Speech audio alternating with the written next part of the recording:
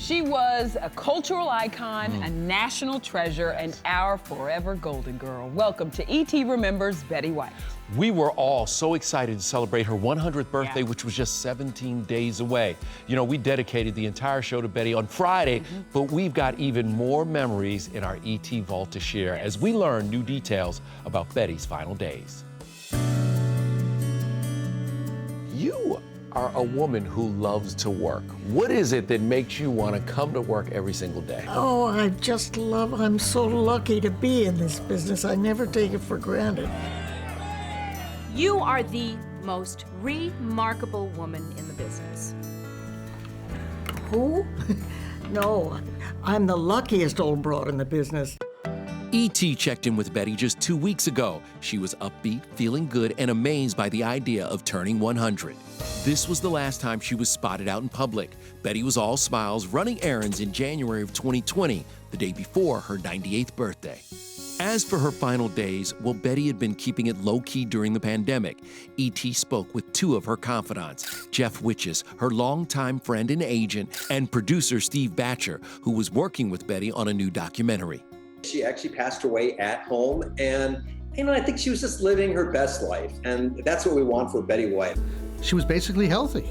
I was over there at the house a number of times, and we enjoyed playing gin rummy together. Now, I will say, her mind was sharp. Rumor was that she didn't want to be in L.A. in her Brentwood home. She wanted to be in Carmel at the home she built with her late husband. If Betty White wanted to go to Carmel, she would go to Carmel. I mean, she was in control of her life. She was very comfortable. Just last month, Betty told E.T. our show felt like home to her, and our interviews like a visit with a good friend. Are you ever going to retire? No, of course not. I don't think so. Why? You work for the things you really believe in. This was our last sit down with Betty in 2017. She was 95 years young at the time. What is the secret to your longevity? Blessed with good health, really good health. I love a cocktail. I love peanut butter and jelly and stuff, but I don't abuse the things that I know. If you're blessed with this good health, you should take advantage of it. Another life secret? Betty said, quote, "See the funny side, not the downside. I get bored with people that complain. It's such a waste of time." Batcher last saw Betty in late December. He was helping her film a shout out to her fans for Betty White, a celebration. It's the last video she did 10 days before she passed away. She wanted to thank her fans sincerely from the bottom of her heart.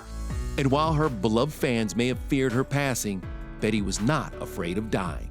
It's lovely to think there is something we don't know.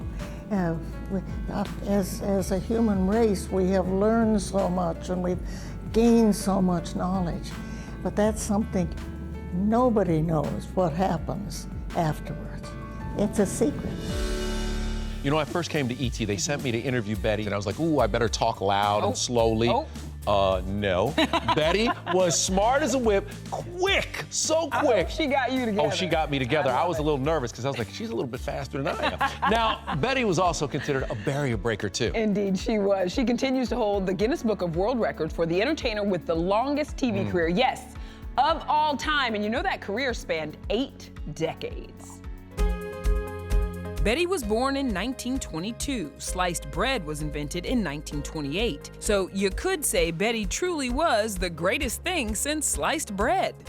Betty started working in radio right after graduating from high school, and then Hollywood came calling. I started back in 1949, and I was on a daytime talk show 5.5 hours a day, 6 days a week, live. When she co-hosted the variety series Hollywood on Television, the show was criticized for featuring black tap dancer Arthur Duncan. Betty stood up and responded, quote, "I'm sorry, live with it," and gave Duncan more airtime. Well, I might have known neither one of us could pass that little old lady with a basket full of puppies. In 1952, Betty headlined her first TV sitcom, Life with Elizabeth, and was one of Hollywood's first female producers. She also received her very first Emmy nod for her acting on the show. Is that so? She would go on to earn a total of 21 nominations and 5 Emmy wins. She won her first 2 for playing Sue Ann Nevins on The Mary Tyler Moore Show. Oh, come on! Sure turned my career around. Sue Ann came in, you know, and just caused a little havoc. Spies. Things that are mysterious. Thieves. Things that are undercover, sneaky. And when she wasn't acting, Betty just loved appearing on game shows. I like it because it's mental exercise. I think instead of just sitting there blurry-eyed watching something else happen, you can't resist a game show if you're a game player at all. She would garner an entire new generation of fans as Ditzy Rose Nyland in The Golden Girls, and also appeared in the short-lived spin-off The Golden Palace with Rue McClanahan and Estelle Getty. It's amazing. I have not seen chemistry like this work, well, frankly, since the 4 Golden Girls got together. Betty just loved making audiences laugh and even tried out dramedy, guest starring on Ally McBeal as Allie's psychotherapist. We had the best time. Callista is really some piece of talent.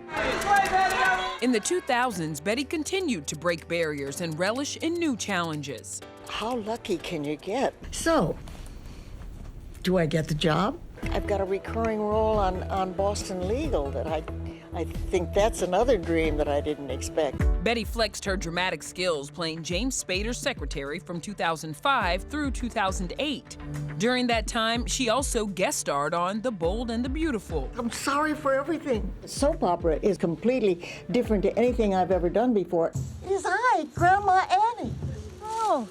In 2009, the then 87-year-old cemented her career resurgence with this scene-stealing role in The Proposal. Let's see if we can find your boobs. They're in there somewhere. Oh my God, she's a national treasure. I mean, we don't have enough time for me to spew enough love for Betty White. Ryan Reynolds paid tribute to his on-screen grandma, tweeting, quote, "The world looks different now." In a statement to E.T., Sandra Bullock says, quote, "I'll have to buy some rose-colored glasses because Betty was that for all of us." Sandra, they never made one like Sandra. Talented, beautiful, funny. The pair stayed close, and when Sandy presented Betty with a Life Achievement honor at the SAG Awards, Betty roasted her as only Betty could. Isn't it heartening to see how far a girl as plain as she is can go? She also went viral in 2010 thanks to this classic Super Bowl Snickers ad. You're playing like Betty White out there. That's not what your girlfriend said. Today at the function, the waitress brought me a plate with a Snickers bar. I'm here tonight because you wanted me to be. That same year, at the age of 88, Betty became the oldest person ever to host SNL. She got the gig after fans campaigned for her on Facebook. I didn't know what Facebook was. And now that I do know what it is, it sounds like a huge waste of time. She's America's sweetheart still, and she's a comic genius. She won her 5th Primetime Emmy for that episode. A month after SNL, her sitcom with Valerie Bertinelli, Hot in Cleveland, premiered. So what are you, like 100? I don't like you. All of a sudden, things kind of exploded, and I'm just riding the wave and having a wonderful time. And 2018 marked Betty's final TV appearance. She got a standing ovation while honored at the Emmys. It's incredible that I'm still in this business, and you are still putting up with me.